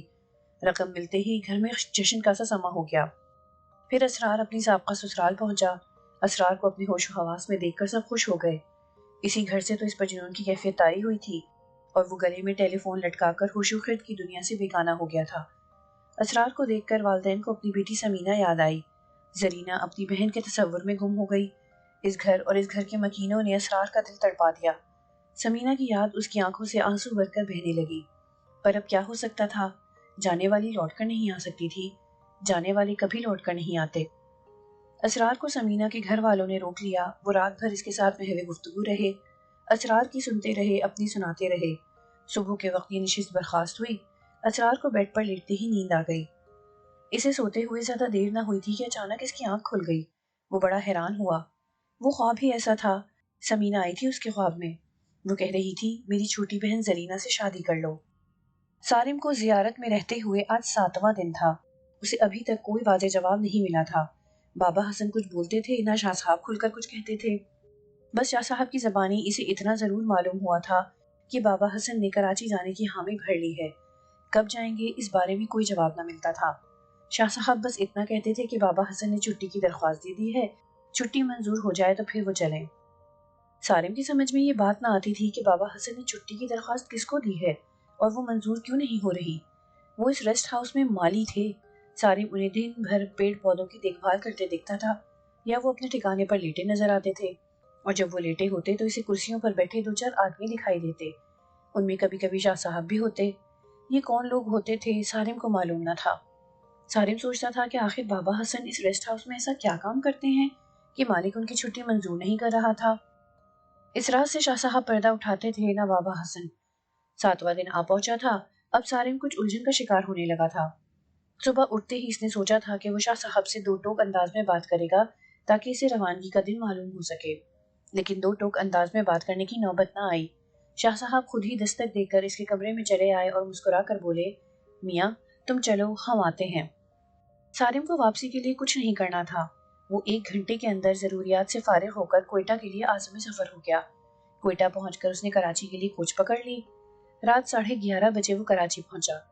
سفر مراد نے اگرچہ اس سے کہا تھا کہ وہ اڈے پر اسے لینے پہنچ جائے گا، لیکن سارم نے سختی سے منع کر دیا تھا کہ خواہ مخواہ زحمت ہوگی، وہ بآسانی ٹیکسی پکڑ کر گھر پہنچ جائے گا۔ اور جب وہ ٹیکسی کے ذریعے گھر پہنچا تو ایک جان لیوا خبر اس کی منتظر تھی۔ سارا گھر سے غائب ہو گئی تھی۔ سارم زیارت سے بڑا خوشی خوشی واپس آیا تھا۔ اسے نہ صرف بابا جی مل گئے تھے بلکہ وہاں شاہ صاحب بھی موجود تھے۔ وہ دونوں اس کے گھر سے گدھوں کا بسیرا ختم کرنے آ رہے تھے۔ سارم کی کراچی روانگی سے قبل تفصیلی بات ہوئی تھی۔ اسے پوری امید تھی کہ یہ دونوں بزرگ کا کورس سے نہ صرف نجات دلا دیں گے بلکہ اس کو ایک عبرتناک انجام سے بھی دوچار کریں گے۔ تبھی اس کے دل میں بھڑکی آگ ٹھنڈی ہوگی۔ کراچی پہنچا تو اس کے دل میں بھڑکی آگ ٹھنڈی ہونے کی بجائے مزید بھڑک گئی۔ سارا گھر سے غائب ہو گئی تھی۔ اسے یقین تھا کہ اس کارروائی کے پیچھے کاکور کا ہاتھ ہے۔ اس شرعی مخلوق نے تو زیارت میں بھی اس کو ہاتھ دکھا دیا تھا۔ یہاں پہنچا تو ایک روح فرزا خبر اس کی منتظر تھی۔ سارا جب سے ظفر مراد کے گھر آئی تھی بڑے پرسکون انداز میں رہ رہی تھی۔ اس نے یہاں آ کر پہلی رات تو بے قراری دکھائی تھی، لیکن سارم کے غصہ ہونے کی وجہ سے وہ پھر حسن کا نام اپنے لبوں پر نہیں لائی تھی۔ اسے حسن کے بارے میں کسی سے بات کرنے کی اب ضرورت بھی نہیں تھی۔ اس کے لاشعور نے حسن تک پہنچنے کا ایک اور ذریعہ نکال لیا تھا، یا اس میں شرعی مخلوق کی شرارت شامل تھی، کوئی نہیں جانتا تھا۔ پھر جیسے ہی سارا کو سارم کی واپسی کی اطلاع ملی، بظاہر اس نے خوشی کا اظہار کیا، لیکن اندر ہی اندر اس پر افسردگی کا دورہ پڑ گیا۔ اسے بے اختیار حسن یاد آنے لگا۔ اس نے کئی بار کمرہ بند کر کے اپنے گھر ٹیلی فون کیا، لیکن کسی نے نہ اٹھایا۔ ٹیلی فون کی گھنٹی بجتی رہی۔ پہلے یہ ہوتا تھا کہ وہ اپنے گھر یہ سوچ کر ٹیلی فون ملاتی کہ ادھر سے کوئی اٹھا لے گا، اور ہوتا بھی یہی تھا۔ ادھر سے نہ صرف ٹیلی فون اٹھا لیا جاتا بلکہ ٹیلی فون اٹھاتے ہی منظر بدل جاتا، وہ خود کو حسن کے پاس پاتی۔ آج باوجود کوشش کے ایسا نہیں ہوا تھا۔ وہ حسن کے لیے بے چین پھر رہی تھی۔ حسن کی یاد اسے پاگل کیے دے رہی تھی۔ بار بار کوئی اسے اکسا رہا تھا، کہہ رہا تھا اپنے گھر چلو، اپنے گھر چلو۔ اس کی بڑھی ہوئی بے چینی نے بالآخر اسے اس نتیجے پر پہنچا دیا تھا کہ وہ چپکے سے گھر سے نکل بھاگے۔ ظفر مراد کے گھر میں وہ پورے اطمینان اور سکون سے رہ رہی تھی، اس لیے اس پر پہرا اتنا سخت نہیں رہا تھا۔ لیکن اس کا یہ مطلب بھی نہیں تھا کہ سارا جب چاہے اس گھر سے اونٹ کی طرح منہ اٹھائے نکل جائے۔ ایک دو بار اس نے آزمائش کے طور پر گیٹ سے نکلنے کی کوشش کی تھی، تو گیٹ پر موجود گارڈ نے اسے روکنے کی تو جرات نہ کی، لیکن فوراً ہی انٹرکام پر ظفر مراد یا زمرد کو اطلاع دے دی تھی۔ وہ اطلاع ملتے ہی گیٹ پر آ گئے تھے۔ باجی کہاں جا رہی ہیں؟ اس سے پوچھا گیا تھا۔ کہیں نہیں، اتنا کہہ کر وہ گیٹ کے اندر آ گئی تھی۔ وہ جانتی تھی کہ اس طرح گھر سے نہیں نکل پائے گی۔ اس کے دل میں ایک ہوک سی اٹھ رہی تھی، کوئی برابر اس کے دماغ میں بول رہا تھا اپنے گھر چلو، اپنے گھر چلو۔ اس کے ساتھ ہی حسن کی یاد دل تڑپا رہی تھی اور وہ گھر سے نکلنے کی ترکیب سوچ رہی تھی۔ تب پھر اچانک ہی اس کے دماغ میں ایک بجلی سی چمکی، ایک خیال اس کے دل میں آیا۔ سارا نے زمرد سے کہا کہ وہ سارم کے لیے کچھ شاپنگ کرنا چاہتی ہے۔ زمرد نے فوراً جواب دیا، ہاں باجی ضرور جائیں، اپنے ساتھ خالہ سجو کو لے جائیں اور گاڑی پر چلی جائیں۔ سارا نے شکر ادا کیا کہ زمرد نے خود جانے کی پیشکش نہیں کی، ورنہ اس کا منصوبہ ذرا مشکل ہو جاتا۔ مارکیٹ پہنچ کر سارا نے ڈرائیور کو گاڑی کے پاس ہی رہنے کی ہدایت کی اور خالہ سجو کو ساتھ لے کر آگے بڑھ گئی۔ اس نے 2-3 سوٹ سارم کے لیے خریدے، پھر اس نے خالہ سجو سے کہا کہ وہ یہ پیکٹ گاڑی میں رکھ کر واپس آ جائے۔ آگے جیولرز کی دکانیں تھیں، وہ کچھ سیٹ دیکھنا چاہتی تھی۔ خالہ سجو اسے فٹ پاتھ پر کھڑا چھوڑ کر تیز تیز قدموں سے گاڑی کی طرف جانے لگی تاکہ جلد از جلد واپس آ جائے۔ بس اتنا موقع سارا کے لیے بہت تھا۔ خالہ سجو کے جاتے ہی اس نے خالی رکشہ کو ہاتھ دیا اور فوراً اس میں سوار ہو گئی۔ خالہ سجو جب ڈبے گاڑی میں رکھ کر واپس آئی تو سارا اپنی جگہ سے غائب تھی۔ اس نے آگے بڑھ کر جیولرز کی دکانوں میں جھانکا، لیکن وہاں کہیں نہ تھی۔ پھر ڈرائیور اور اس نے مل کر سارا کو پورے بازار میں تلاش کرنے کی کوشش کی، لیکن وہ کہیں نظر نہ آئی۔ جب خالہ سجو نے گھر واپس آ کر سارا کے غائب ہونے کی خبر سنائی تو ظفر مراد کے ہوش اڑ گئے۔ سارم کی آمد سے قبل یہ واقعہ رونما ہو چکا تھا، لیکن ظفر مراد نے اسے یہ خبر سفر کے طور پر دینا مناسب نہ سمجھا، اور جب سارم گھر پہنچا تو اسے سب سے پہلے یہ منحوس خبر سننے کو ملی۔ پہلا خیال سارم کے دل میں یہی آیا کہ سارا اپنے گھر چلی گئی ہے اور اس کارروائی میں یقینی طور پر اس شرعی مخلوق کا ہاتھ ہے۔ اس نے ظفر مراد کو فوراً گاڑی نکالنے کو کہا اور گھر سے باہر نکلتے نکلتے اس نے جبار ناصر کو فون کیا۔ وہ اپنے دفتر میں موجود تھا۔ جبار نے اسے تسلی دی اور کہا کہ وہ اسرار کو گھر فون کیے دیتا ہے، وہ تمہارے گھر پہنچ جائے گا اور ہر ممکن مدد کرے گا۔ اگر خدا نہ خواستہ سارا گھر پر نہ ملے اور پولیس کی مدد درکار ہو تو بتانا، یہ کارروائی وہ خود کرے گا۔ سارم نے اپنے گھر پہنچ کر گاڑی دیوار کے ساتھ کھڑی کی اور وہ دونوں گاڑی سے اتر آئے۔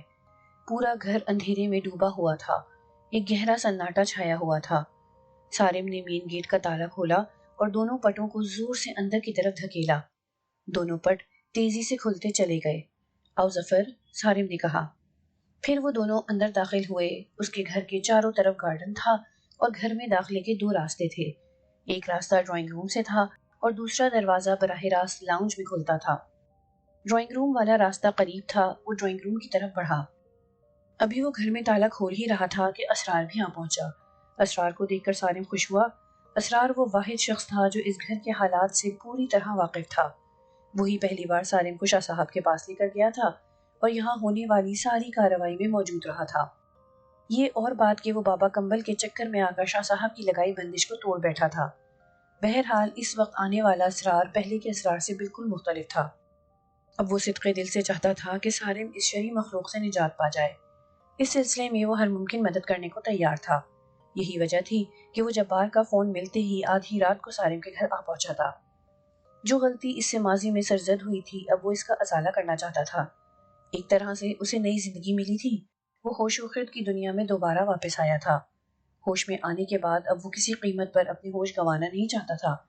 اس نے جادو کی دنیا سے ہمیشہ کے لیے ناطہ توڑ لیا تھا، پوری سچائی اور دل کی گہرائیوں سے توبہ کر لی تھی، آگ بھرا راستہ چھوڑ دیا تھا، وہ ابلیسی راستہ جس کی ہر شاخ دوزخ کی طرف جاتی تھی ترک کر دیا تھا۔ اس نے طے کر لیا تھا کہ وہ لوگوں کی خدمت کرے گا، نوری راستے پر چلے گا۔ اب وہ شاہ صاحب کے قدموں میں بیٹھے گا، ان کی جوتیاں سیدھی کرے گا، ان سے کچھ سیکھے گا۔ وہ پیسہ جو اسے بابا کمبل کے گھر سے حاصل ہوا تھا اور وہ رقم جو اس نے اس کالے علم کے ذریعے کمائی تھی وہ اس کے لیے مٹی ہو گئی تھی۔ اس نے فیصلہ کر لیا تھا کہ وہ رقم کسی فلاحی ادارے کو دے دے گا۔ لیاقت آباد کا وہ گھر جسے بابا کمبل نے جلا دیا تھا اور جسے اس نے بابا کمبل کا گھر بیچ کر خریدا تھا، وہ چاہتا تھا کہ اس گھر کو شاہدہ کو عطا کر دے۔ وہ لوگ کرائے کے مکان میں رہتے تھے، وہ بے گھر تھے۔ غرض ہوش و خرد کی دنیا میں واپسی نے اس کے اندر ایک انقلاب برپا کر دیا تھا۔ اب وہ ہر وقت مثبت خیالات میں گھرا ہوا کے دوش پر اڑا پھرتا تھا۔ اور وہ خواب جو اس نے سمینہ کے گھر میں دیکھا تھا، اس خواب نے اس کے دل و دماغ پر گہرا تاثر چھوڑا تھا۔ اس رات خواب میں اسے سمینہ دکھائی دی تھی۔ خواب میں اس نے درخواست ظاہر کی تھی کہ وہ اس کی چھوٹی بہن سے شادی کر لے، اور یہ خواہش اس نے صرف اسرار سے نہیں کی تھی بلکہ اس نے امی اور اپنی بہن زرینہ کے خواب میں آ کر بھی اس خواہش کا اظہار کیا تھا۔ اس طرح سمینہ نے ایک رات میں بیک وقت 3 اشخاص سے اس خواہش کا اظہار کیا تھا۔ جب مہناز کو اسرار نے اس خواب کے بارے میں بتایا تو یہ بات اس کے دل کو اچھی لگی تھی۔ وہ خوش ہو کر بولی، اسرار یہ خواہش تو بری نہیں، میں جبار سے بات کرتی ہوں، پھر چل کر زرینہ کا رشتہ مانگتے ہیں۔ اسرار نے کوئی جواب نہ دیا تھا، وہ بس ہنس کر رہ گیا تھا، لیکن چہرے پر آنے والی سرخی نے سارا راز کھول دیا تھا۔ اسرار اس وقت سالم کے گھر میں تھا اور وہ اس کے پیچھے پیچھے چل رہا تھا۔ سارا گھر سے غائب ہو گئی تھی۔ وہ کہاں تھی اس راز سے پردہ اٹھانا تھا، لیکن یہ راز کھلتا نظر نہیں آ رہا تھا۔ سالم جس کمرے میں بھی داخل ہو رہا تھا اس کمرے کی لائٹ جلاتا جا رہا تھا، یہاں تک کہ اب پورا گھر روشن ہو چکا تھا اور انہوں نے گھر کا کونا کونا چھان مارا تھا، لیکن سارا کا کوئی سراغ نہ لگا تھا۔ سالم نے اوپر کا پورشن بھی اچھی طرح دیکھ لیا تھا، لیکن سارا اس گھر میں کہیں موجود نہ تھی۔ پورا گھر چیک کرنے کے بعد وہ ڈرائنگ روم میں آ بیٹھے۔ یہاں تو سارا موجود نہیں، سالم نے پریشان کن انداز میں کہا۔ آخر بھابھی کہاں چلی گئیں؟ اسرار بولا۔ سالم بھائی ہمیں پولیس میں رپورٹ کرنا چاہیے، کہیں کسی نے اغوا نہ کر لیا ہو، ظفر نے کچھ سوچ کر کہا۔ شاہ صاحب اس وقت کہاں ہے؟ اسرار نے پوچھا۔ میرا خیال ہے وہ راستے میں ہوں گے، انہوں نے یہاں صبح پہنچنے کو کہا تھا، سالم نے بتایا۔ یہ تصدیق کیسے ہو کہ وہ راستے میں ہیں؟ سالم سوچ میں پڑ گیا۔ شاہ صاحب کے پاس موبائل فون نام کی کوئی چیز نہ تھی، اگر موبائل ہوتا تو فوری طور پر رابطہ کر کے معلوم ہو سکتا تھا کہ وہ اس وقت کہاں ہیں۔ سالم نے وقت دیکھا، رات کا 1:30 بجا تھا۔ اب ایک ہی ذریعہ تھا کہ وہ زیارت فون کر کے دیکھے۔ جابر خان سے اتنا ضرور معلوم ہو جائے گا کہ وہ زیارت سے چل پڑے ہیں یا نہیں۔ سالم نے اپنے موبائل سے زیارت کے انوشا ہاؤس پر رابطہ قائم کیا۔ 3 گھنٹیاں بجنے کے بعد جابر خان کی نیند میں ڈوبی ہوئی آواز ابھری۔ ہلو جابر خان، میں سالم بول رہا ہوں، کیا شاہ صاحب چلے گئے؟ سالم نے براہ راست مطلب کی بات کی۔ چلا گیا، یہ کہہ کر اس نے کھٹ سے ریسیور رکھ دیا، اگلا سوال کرنے کا موقع نہ دیا۔ سالم نے موبائل کان سے ہٹا کر آف کیا اور اسرار کو دیکھا۔ کیا ہوا؟ اسرار نے پوچھا۔ شاہ صاحب زیارت سے تو نکل گئے ہیں، میرا خیال ہے کہ وہ اس وقت کوئٹہ سے یہاں آنے والی کوچ میں ہوں گے، سالم نے بتایا۔ پھر وہ اٹھتے ہوئے بولا، چلو پھر یہاں بیٹھ کر کیا کرنا ہے؟ سالم بھائی پولیس کو اطلاع دیں، ظفر نے اٹھتے ہوئے پوچھا۔ میرا خیال ہے کہ شاہ صاحب کے آنے کا انتظار کر لیا جائے، سالم کی بجائے اسرار نے جواب دیا۔ پھر وہ یہ فیصلہ کر کے کہ صبح تک انتظار کرنا ہے گھر سے باہر نکل آئے۔ اسرار نے مین گیٹ کا تالا بند کر کے چابی سالم کو دی۔ سالم نے پوچھا، تمہیں کہاں چھوڑوں؟ مجھے کہیں نہ چھوڑے، میں آپ کے ساتھ چل رہا ہوں، اسرار پرخلوص لہجے میں بولا۔ چلو یہ اچھا ہے، سالم نے خوش ہو کر کہا۔ جب وہ لوگ گیٹ بند کر کے گاڑی میں بیٹھ رہے تھے تو سارا اندھیرے میں گیٹ کے پیچھے کھڑی تھی۔ سارا کا بے اختیار جی چاہا کہ وہ سالم کو آواز دے کر بتائے کہ وہ یہاں کھڑی ہے، لیکن وہ اپنے اس ارادے کو عملی جامہ نہ پہنا سکی۔ کسی نے اس کا ارادہ بھانپ کر اس کے منہ پر ہاتھ رکھ دیا اور کہا، نہیں۔ اتنے میں سالم کی گاڑی تیزی سے گیٹ کے سامنے سے گزر گئی۔ سالم اور اسرار آستانہ کمالیہ میں داخل ہوئے۔ شاہ صاحب انہیں سامنے بیٹھے ہوئے نظر آئے۔ وہ دونوں جوتے اتار کر ان کے نزدیک پہنچے۔ اسرار فوراً ان کے قدموں میں بیٹھ گیا اور گھٹنے پکڑ کر بولا، شاہ صاحب مجھے معاف کر دیں، آپ کی تنبیہ کے باوجود میں نے کفر کا راستہ اختیار کیا۔ اس راستے پر چل کر تم نے جو کمایا وہ سب کے سامنے ہے۔ شاہ صاحب نے اس کے سر پر ہاتھ رکھتے ہوئے کہا، اب تم نے توبہ کر لی ہے تو اس پر قائم رہنا، اللہ بہتر کرے گا، چلو اٹھو۔ اسرار نے بڑی عقیدت سے شاہ صاحب کا ہاتھ چوما اور پھر اٹھ کر سامنے پڑے مونڈھے پر بیٹھ گیا۔ سارے پہلے ہی دوسرے مونڈھے پر بیٹھ چکا تھا۔ شاہ صاحب سارا رات سے غائب ہے، وہ میرے گھر پہنچنے سے پہلے ہی نکل چکی تھی۔ میرا شبہ کیا یقین تھا کہ وہ اپنے گھر چلی گئی ہوگی، لیکن شاہ صاحب وہ وہاں بھی نہیں۔ سالم نے اپنی داستان علم بیان کی۔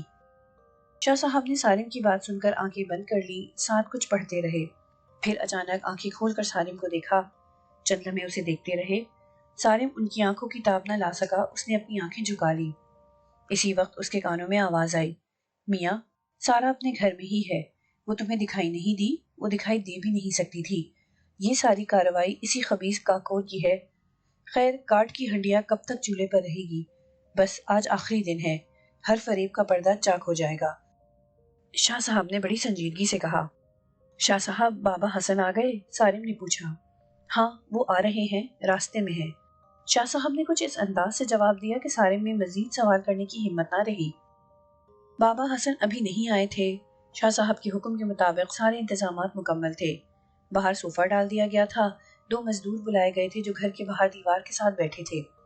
ظہر کے بعد اسرار شاہ صاحب کو ان کے آستانے سے لے آیا تھا۔ سالم اپنے گھر میں پہلے سے موجود تھا۔ وہ چاہتا تھا کہ ظفر مراد اور جبار ناصر کو بھی یہاں بلا لے، لیکن شاہ صاحب نے اجازت نہیں دی تھی۔ انہوں نے کہا تھا، میاں یہ کوئی تماشا نہیں جو سب کو دکھایا جائے۔ سالم صبح اسرار کو شاہ صاحب کے پاس چھوڑ کر اپنے گھر آ گیا تھا۔ شاہ صاحب نے بہت واضح لفظوں میں سارا کی یہاں موجودگی کا اظہار کیا تھا۔ سالم نے پھر ایک ایک کمرہ اچھی طرح اور بار بار دیکھا تھا۔ 2-3 بار آوازیں بھی لگائی تھیں، سارا تم کہاں ہو؟ لیکن اس کی آواز صدا بصہرا ثابت ہوئی تھی اور آنکھیں بے بصارت ثابت ہوئی تھیں۔ امرود کے درخت کے نیچے صوفے پر بیٹھے شاہ صاحب اس وقت کچھ پڑھنے میں مشغول تھے۔ سالم اور اسرار بھی ان کے ساتھ ہی بیٹھے تھے۔ شاہ صاحب وقفے وقفے سے گھر کے چاروں اطراف چکر لگا کر صوفے پر آ بیٹھتے تھے۔ یوں لگتا تھا جیسے گھر کے چاروں اطراف حصار کھینچ رہے ہوں۔ وہ اس دوران ایک مرتبہ بھی گھر میں داخل نہیں ہوئے تھے۔ بابا حسن ابھی تک نہیں آئے تھے۔ شاہ صاحب نے ان کے بارے میں کوئی واضح بات نہیں کہی تھی۔ یہ بتایا تھا کہ کس وقت آئیں گے، اور نہ یہ بتایا تھا کہ وہ کس کے ساتھ سالم کے گھر پہنچیں گے۔ بابا حسن کس طرح اس کا گھر تلاش کریں گے؟ سالم کو بابا حسن کے سلسلے میں جب زیادہ پریشان دیکھا تو شاہ صاحب گویا ہوئے، میاں پریشان کیوں ہوتے ہو؟ بابا حسن جیسی ہستیوں کے سامنے سارے راستے کھلے ہوئے ہیں، ان کے لیے کہیں پہنچنا کوئی مشکل نہیں۔ پھر ہوا بھی ایسا ہی۔ کوئی 4 بجے کے قریب گیٹ پر کھٹکا ہوا۔ شاہ صاحب نے سالم سے کہا، جاؤ میاں دروازہ کھولو۔ اسرار بھی سالم کے ساتھ ہی اٹھ گیا۔ جب سالم نے گیٹ کھولا تو اس کی خوشی کی انتہا نہ رہی۔ سامنے بابا حسن کھڑے تھے، سفید شلوار قمیض، کالی ویسٹ کوٹ، سر پر کالی پگڑی، لبوں پر دل آویز مسکراہٹ۔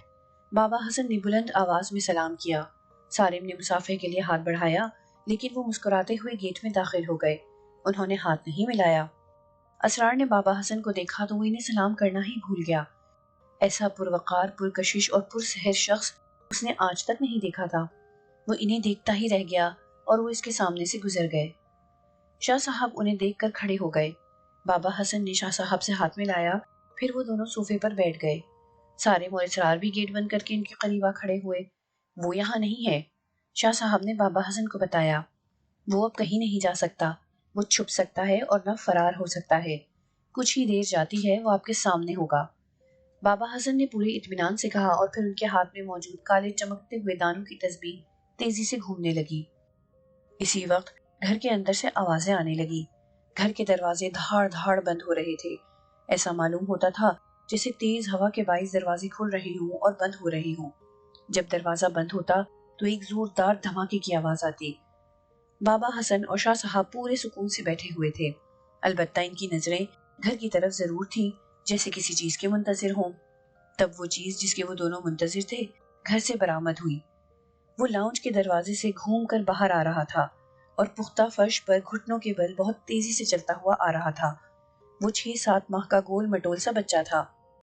سارم ابھی اس بچے کو دیکھ کر حیران ہی ہو رہا تھا کہ اچانک اسے سارا نظر آئی۔ وہ کسی معمول کی طرح بچے پر نظریں جمائے اس کے پیچھے پیچھے چلی آ رہی تھی۔ سارم سارا کو دیکھ کر بے قرار ہو گیا۔ وہ لپک کر اس کی طرف بڑھنے کو تھا کہ بابا حسن نے اس کو ہاتھ کے اشارے سے روک دیا۔ نہیں، وہ رک گیا لیکن اس کی بے چینی دور نہ ہوئی۔ یہ کیا طلسم تھا؟ جس بچے کو وہ اب تک سارا کا فریب سمجھتا رہا تھا وہ تو حقیقت میں موجود تھا اور ہاتھوں اور گھٹنوں کے بل بڑی تیزی سے چلتا ہوا آ رہا تھا۔ اس کا مطلب ہے کہ سارا سچ کہتی تھی کہ اس کا حسن یہاں رہتا ہے۔ پھر وہ بچہ چلتے چلتے رک گیا۔ بچے کے ساتھ سارا بھی 2 قدم پیچھے رک گئی۔ اس کی نظریں اب بھی بچے کے اوپر جمی ہوئی تھی۔ اس نے ان لوگوں کی موجودگی کا نوٹس نہیں لیا تھا، جیسے اسے احساس ہی نہ ہو کہ بچہ اور اس کے علاوہ یہاں کوئی اور بھی ہے، سب سے بڑھ کر اس کا چہیتا شوہر سارم۔ بابا حسن نے اشارہ کیا۔ اس اشارے کو سمجھتے ہوئے شاہ صاحب نے اسرار سے کہا، پانی۔ یہ سنتے ہی اسرار فوراً گھر کے اندر کی طرف بھاگا اور چند لمحوں میں ایک گلاس پانی لے آیا۔ بابا حسن نے اس گلاس میں 3 بار پھونکے ماری اور گلاس اسرار کو واپس کرتے ہوئے کہا، اسے بچے کے سر پر ڈال دو۔ اسرار پانی سے بھرا گلاس لے کر بہت احتیاط سے آگے بڑھا۔ پھر اس نے بچے کے نزدیک پہنچ کر پورا گلاس اس کے سر پر الٹ دیا۔ پانی سر پر گرتے ہی بچے نے ایک زوردار چیخ ماری۔ یہ ایک غیر انسانی چیخ تھی اور ساکت ہو گیا، جیسے چابی ختم ہو گئی ہو۔ پھر وہ یکدم غبارے کی طرح پھٹا۔ اس کے اندر سے روئی نکل کر چاروں طرف بکھر گئی تھی اور اس روئی کے درمیان سے ایک گدھ برآمد ہوا اور تیزی سے پرواز کرتا سارا کے اوپر سے گزرتا فضا میں تحلیل ہو گیا۔ سارا جو بچے کے پیچھے کسی روبوٹ کی طرح چلتی ہوئی آئی تھی، بچے کے پھٹتے ہی اس کے جسم میں ایک جھٹکا سا لگا۔ اس نے بچے کو پھٹتے اور اس سے گدھ کو نکلتے پھٹی پھٹی آنکھوں سے دیکھا۔ پھر اسے کئی لوگ نظر آئے۔ اس کی سمجھ میں نہ آیا کہ وہ گھر سے باہر نکل کر کیوں آئی اور یہ کون لوگ بیٹھے ہیں۔ وہ فوراً پلٹ کر گھر کی طرف بھاگی۔ بابا حسن نے سارا کو گھر کے واپس جاتے دیکھ کر شاہ صاحب کو اشارہ کیا۔ انہوں نے سارم سے مخاطب ہو کر کہا، جاؤ میاں، سنبھالو اپنی بیوی کو، وہ اب بچے کے فریب سے نجات پا چکی۔ سارم صوفے سے اٹھ کر تیزی سے اندر جانے لگا تو بابا حسن اس سے مخاطب ہوئے، اپنی بیوی کو تسلی تشفی دے کر فوراً واپس لے آؤ۔ اپنی بیوی سے کہنا کہ مشکل کے دن اب ختم ہوئے، اسے اب کوئی نہ ستائے گا اور نہ فریب میں مبتلا کر سکے گا۔ جی اچھا، سارم نے بابا حسن کی بات سن کر کہا اور تیز تیز قدموں سے چلتا گھر کی طرف چلا گیا۔ سارم اندر پہنچا تو اس نے سارا کو ڈائننگ ٹیبل کے ساتھ کرسی پر بیٹھے دیکھا۔ وہ الجھن کا شکار تھی۔ سارم کے دیکھتے ہی وہ بے اختیار اس کی طرف بڑھی۔ سارم نے اسے اپنے بازوؤں میں سمیٹ لیا۔ سارا کا جسم تھر تھر کانپ رہا تھا اور آنکھوں سے آنسو جاری تھے۔ سارم، اس نے مجھے اپنی گرفت میں لے لیا تھا، میں بے بس ہو گئی تھی، سارا نے لرزتی ہوئی آواز میں کہا۔ میں جان گیا ہوں سارا، بس اس منحوس کے دن پورے ہوئے۔ باہر بابا حسن بیٹھے ہیں، شاہ صاحب ہیں، اسرار ہے۔ سارم نے اس کے آنسو پوچھتے ہوئے کہا، اب تمہیں کوئی نہیں ستا سکے گا، نہ کوئی فریب دے سکے گا۔ تم آرام سے بیڈ پر لیٹ جاؤ، میں باہر جا رہا ہوں۔ وہ منحوس آنے والا ہے، بچے کا طلسم تو ختم ہوا، اب اس کا بصیرہ اٹھنے والا ہے۔ سارم نے اسے ایک گلاس پانی پلایا اور اسے بیڈ پر لٹا کر باہر آ گیا۔ سارم ابھی باہر آ کر بیٹھا ہی تھا کہ اس نے سامنے عجیب منظر دیکھا۔ وہ اچانک ہی نمودار ہوئے تھے۔ وہ 2 تھے، سرخ لباس میں، ان کے آدھے چہرے ڈھکے ہوئے تھے۔ انہوں نے ایک بہت بڑے گدھ کو پروں سے پکڑا ہوا تھا۔ اس گدھ کے دونوں پنجے رسی سے بندھے تھے۔ اس کے پنجے سرخ تھے، چونچ پر لوہے کا خول چڑھا ہوا تھا۔ وہ سرخ لباس والے بابا حسن سے کچھ فاصلے پر رک گئے۔ بابا حسن نے اس گدھ کو ایک نظر دیکھا اور پھر بلند آواز میں مخاطب ہوئے، کاکور، میں تجھ سے کوئی لمبی چوڑی بات نہیں کروں گا۔ تو اچھی طرح جان لے اور سمجھ لے کہ میں تجھے سزا دینے آیا ہوں، تیرا بسیرا اٹھانے آیا ہوں۔ تو نے اس گھر کے مکینوں پر بہت ظلم ڈھائے ہیں، تو نے کئی انسانوں کا خون کیا ہے۔ سب سے بڑا جرم، سب سے بڑا گھناؤنا فعل تیرا اس معصوم کی جان لینا ہے جو 7 سال بعد میاں بیوی کی زندگی میں خوشیاں بکھیرنے آیا تھا۔ اس پر ہی تو نے بس نہیں کیا، اس کی بیوی کو بچے کے فریب میں مبتلا کر دیا۔ میں جانتا ہوں کہ تو اس بچے کے ذریعے سے اپنی گرفت میں لینا چاہتا تھا، اس پر قبضہ جمانا چاہتا تھا۔ تجھ سی خبیث، عیار اور شریر مخلوق میں نے آج تک نہیں دیکھی۔ تو نے ہر شخص کو جو تیرے مقابلے پر آیا اسے شکست سے دوچار کر دیا۔ اب دکھا اپنی عیاری، اپنی خباثت، ہم دیکھیں تو کتنے پانی میں ہے۔ اتنا بول کر بابا حسن خاموش ہو گئے۔ کاکور نے اپنی جھکی گردن ایک لمحے کے لیے اوپر اٹھائی، بابا حسن کی طرف گردن گھما کر دیکھا، چند لمحے دیکھتا رہا، پھر اس نے آخری کوشش کے طور پر اپنے پروں کو زور زور سے جھٹکا، لیکن وہ سرخ لباس والوں کی مضبوط گرفت سے خود کو آزاد نہ کرا سکا۔ اس نے اپنی آنکھیں بند کر لیں اور گردن جھکا لی، جیسے اپنی شکست تسلیم کر لی ہو۔ اکھاڑ دو بازو اس کے، بابا حسن نے ہاتھ اٹھا کر حکم دیا۔ حکم سنتے ہی ان دونوں سرخ لباس والوں نے ایک قدم پیچھے ہٹ کر بیک وقت جھٹکا مارا۔ کاکور کے دونوں بازو اکھڑ کر ان کے ہاتھوں میں آ گئے اور کاکور زمین پر اوندھے منہ جا گرا، اور اس کے ساتھ ہی ایک کریخ چیخ سنائی دی۔ کاکور کے بازو اکھڑتے اور اس طرح بے پر گرتے دیکھ کر سارم کے دل میں بھڑکتی انتقام کی آگ دھیمی ہونے لگی۔ اس نے کھڑے ہو کر ایک پرجوش نعرہ مارا اور بولا، بابا مجھے اجازت دیجیے، میں اس کی کھال ادھیڑ دوں گا، اس کے ٹکڑے کر دوں گا۔ ہاں ضرور، بابا حسن نے بخوشی اجازت دے دی۔ سارم اجازت ملتے ہی چند لمحوں میں گھر کے اندر سے ایک بڑی سی چھری لے آیا اور کاکور کی طرف بڑھا۔ اس نے چھری کے پے در پے وار کر کے اس کے جسم کو چھلنی کر دیا، اس کی آنکھیں پھوڑ دی، گردن کاٹ دی، پنجے الگ کر دیے، جسم کی بوٹی بوٹی کر دی۔ تب جا کر اس کے دل کو قرار آیا اور پھر وہ اس کے ٹکڑوں پر چھری پھینک کر واپس صوفے پر آ بیٹھا۔ کاکور کے ختم ہوتے ہی اچانک فضا میں بے شمار گدھ منڈلانے لگے۔ دیکھتے ہی دیکھتے پورا گھر گدھوں سے بھر گیا۔ ایک بار سارم نے بہت سے گدھ بیک وقت اپنے چھت پر دیکھے تھے، لیکن وہ تو کچھ بھی نہ تھے۔ اس وقت اتنے گدھ تھے کہ گھر کا سارا حصہ ان سے پٹا ہوا تھا۔ ان گدھوں کو بابا حسن بڑی دلچسپی سے دیکھ رہے تھے۔ یہ گدھ بابا حسن سے 6 فٹ دور تھے۔ جب بابا حسن نے دیکھا کہ اس شرعی مخلوق کا پورا قبیلہ اکٹھا ہو چکا ہے تو انہوں نے بلند آواز میں کہا، اب کون ہے تمہارا سردار؟ جو بھی ہے باہر آئے۔ چند لمحوں بعد ایک گدھ اگلی صفوں سے باہر نکل کر آیا اور 2 قدم چل کر رک گیا۔ کاکور کا تم نے حشر دیکھ لیا، تمہارے حق میں بہتر یہ ہے کہ اپنے قبیلے کو لے کر یہاں سے چلے جاؤ، یہاں سے اپنا بسیرا اٹھا لو، یہ گھر چھوڑ دو۔ بابا حسن نے کہا، اگر تمہارے دماغ میں بھی کوئی خناس ہے تو بتاؤ۔ بابا حسن نے چند لمحے توقف کیا جیسے جواب سن رہے ہوں، پھر بولے، تم یہاں سے جانے کے لیے تیار ہو، اچھی بات ہے۔ اگر تم رضاکارانہ طور پر راضی نہ ہوتے تب بھی میں ہر صورت تمہارا بسیرا ختم کر دیتا، پھر یہاں سے تمہارے قبیلے کا ایک بھی فرد زندہ واپس نہ جاتا۔ اب کیونکہ تم اس گھر کو چھوڑنے کے لیے راضی ہو تو میں انعام کے طور پر تمہاری میراث جو یہاں دفن ہے واپس کر دیتا ہوں۔ اسے لے کر یہاں سے ہمیشہ کے لیے چلے جانا، پلٹ کر اس گھر کی طرف نہ دیکھنا۔ ویسے یہاں ایسا انتظام کر کے جاؤں گا کہ تم پھر کبھی پڑاؤ نہ ڈال سکو گے۔ پھر بابا حسن صوفے سے اٹھ گئے۔ انہیں اٹھتے دیکھ کر بیٹھے ہوئے گدھوں میں کھلبلی مچ گئی۔ بابا حسن کے قدم بڑھاتے ہی گدھوں نے ان کے لیے جگہ چھوڑ دی، کائی سی چھٹ گئی۔ بابا حسن اس چھوٹے سے راستے پر چلتے ہوئے کھڑکی کی طرف چلے، ان کے پیچھے شاہ صاحب اور سارم اور اسرار تھے۔ یہ ایک عجیب منظر تھا۔ اس راستے کے دونوں طرف گدھ بیٹھے ہوئے تھے، سکڑے سمٹے، اپنے پر دبائے۔ سارم اور اسرار ایک دوسرے کو مسکرا کر دیکھتے ہوئے ایک احساس تفاخر کے ساتھ ان سہمے ہوئے گدھوں کے درمیان سے گزرتے ہوئے بابا حسن کے ساتھ گھر میں داخل ہو گئے۔ بابا حسن لاؤنج میں داخل ہو کر درمیان میں کھڑے ہو گئے۔ پھر چند لمحے انہوں نے کچھ پڑھنے کے بعد فرش پر ایک جگہ کی نشاندہی کی اور بولے، یہاں کھدوائیں۔ شاہ صاحب کی ہدایت پر مزدور پہلے ہی بلوائے ہوئے تھے جو گیٹ پر بیٹھے تھے، انہیں اندر بلا کر بابا حسن کی نشان زدہ جگہ پر کھدائی شروع کرا دی گئی۔ بابا حسن لاؤنج میں ہی ایک کرسی پر بیٹھ گئے، شاہ صاحب بھی ساتھ بیٹھ گئے۔ سارم اور اسرار مزدوروں کے پاس کھڑے ہو گئے۔ سارا بیڈ روم کے دروازے پر موجود تھی، وہ بڑی دلچسپی سے اس کارروائی کو دیکھ رہی تھی۔ اس نے کاکور کی گرفتاری اور سزا کو کچن کی کھڑکی سے دیکھا تھا۔ سارم نے جب کاکور کے ٹکڑے کیے تو سارا کے دل کو بڑا سکون ملا۔ یہ وہ منحوس تھا جس نے بڑی سفاکی سے اس کی گود اجاڑ دی تھی۔ فرش توڑ کر کھدائی کر کے مطلوبہ شے تک پہنچنے میں 10-15 منٹ صرف ہوئے۔ اسرار نے گڑھے میں کھڑے ہو کر اس شرعی مخلوق کی میراث نکالی جو یہاں دفن تھی۔ یہ ایک پتھر تھا، کوئی 5 انچ لمبا اور 2-2.5 انچ چوڑا۔ اسرار نے اس زرد پتھر کو بابا کے سامنے کیا۔ بابا حسن نے اسے ایک نظر دیکھا اور اٹھ کر کھڑے ہو گئے۔ انہوں نے اسے ہاتھ نہیں لگایا۔ پھر اس نے پتھر شاہ صاحب کو دکھا کر سارم کے ہاتھ میں دیا۔ اس نے اسے الٹ پلٹ کر دیکھا۔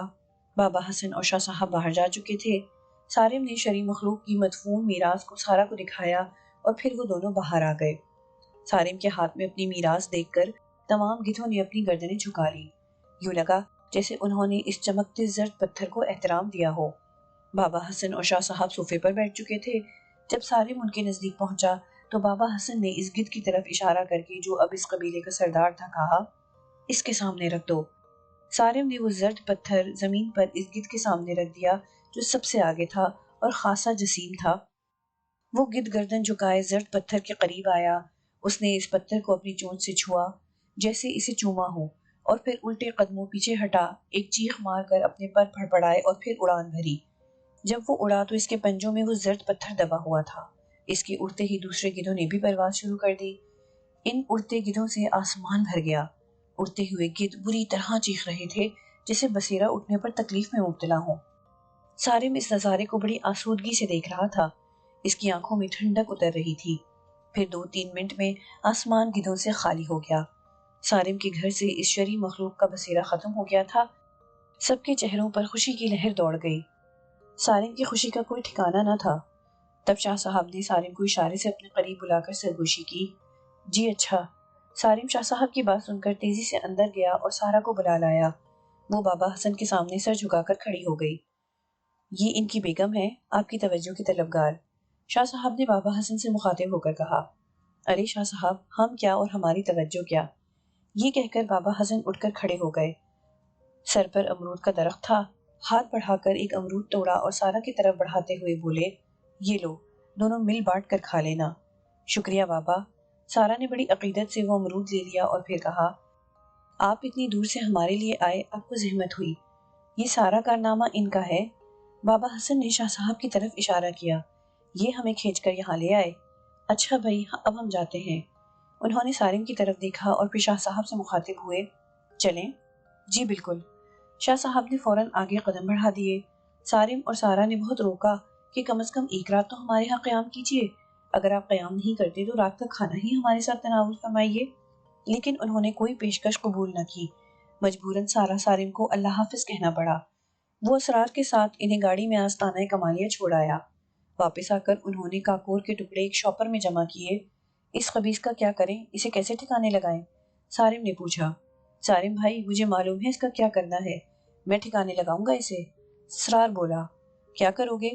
میں اسے قبرستان میں دفن کروں گا، بابا کمبل کے ساتھ اس کی قبر بناؤں گا، 2 خبیثوں کو ایک جگہ اکٹھا کروں گا، بڑا مزہ آئے گا، اسرار نے ہنستے ہوئے کہا۔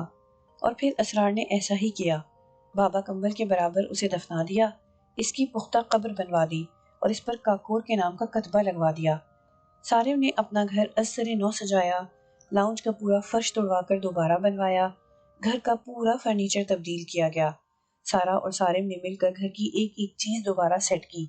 باہر گارڈن میں نئے پودے لگائے گئے۔ جب گھر ہر زاویے سے سج بن گیا تو ایک زبردست پارٹی کا اہتمام کیا گیا۔ سارم نے اپنے تمام احباب کو اس پارٹی میں شریک کیا۔ وہ اپنے سابقہ باس محسن نقوی کو مدعو کرنا نہ بھولا۔ محسن نقوی آتے ہی شگفتہ انداز میں بولے، بھائی تم نے بلایا اور ہم آ گئے، ویسے یہ تو بتاؤ یہ دعوت کس سلسلے میں ہے؟ سارم نے شرارت سے کہا، سر بات یہ ہے کہ ایک عرصہ ہو گیا تھا آپ کو دیکھے ہوئے، سوچا چھوٹی سی تقریب کر لوں۔ اچھا، یہ تو تقریب ہمارے اعزاز میں ہے؟ محسن نقوی کی آنکھوں میں یکایک چمک آ گئی۔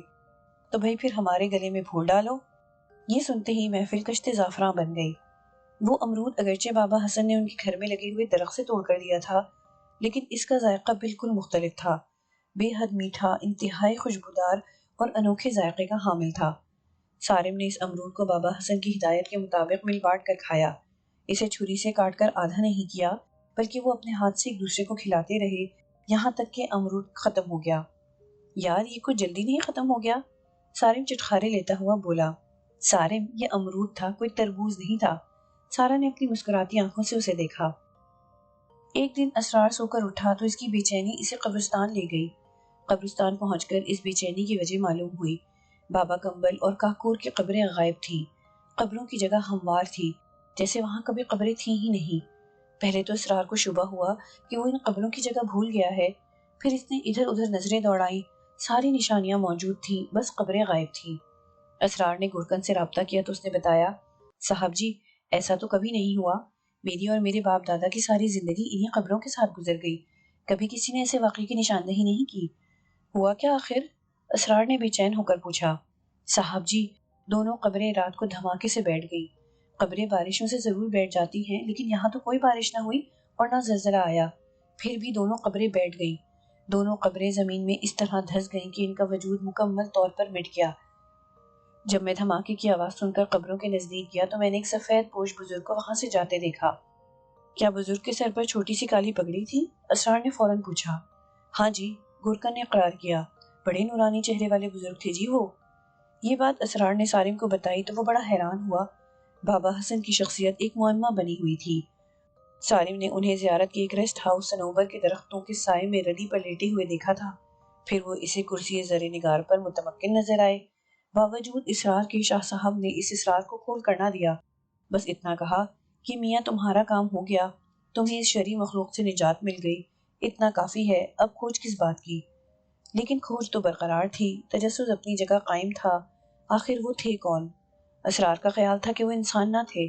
اس شبے کی وجہ یہ تھی کہ بابا حسن نے شاہ صاحب کے علاوہ کسی اور سے ہاتھ نہیں ملایا تھا۔ اسرار نے جب ان کے غیر انسان ہونے کے سلسلے میں اس دلیل کو پیش کیا تو سالم کی سمجھ میں بات نہ آئی۔ اس نے پوچھا، ہاتھ ملانے سے کیا فرق پڑتا یار؟ سالم بھائی، بات یہ ہے کہ جنات کے ہاتھ میں ہڈی نہیں ہوتی، ان کے ہاتھ روئی کی طرح ملائم ہوتے ہیں، وہ ہم سے ہاتھ ملا کر اپنی پہچان کیوں کراتے؟ اسرار نے انکشاف کیا۔ اس انکشاف پر سالم کو حیرت ضرور ہوئی، لیکن یقین پھر بھی نہ آیا۔ بابا حسن علی کون تھے؟ اس کے بارے میں حتمی انداز سے کوئی کچھ نہیں کہہ سکتا تھا۔ کائنات کے راز خالق کائنات کے علاوہ کوئی نہیں جانتا، یا صرف وہ جانتے ہیں جنہیں اللہ جاننے کی اجازت دیتا ہے۔ لیکن مسئلہ یہ تھا کہ جو جانتے تھے وہ کچھ کہنے کے لیے تیار نہ تھے۔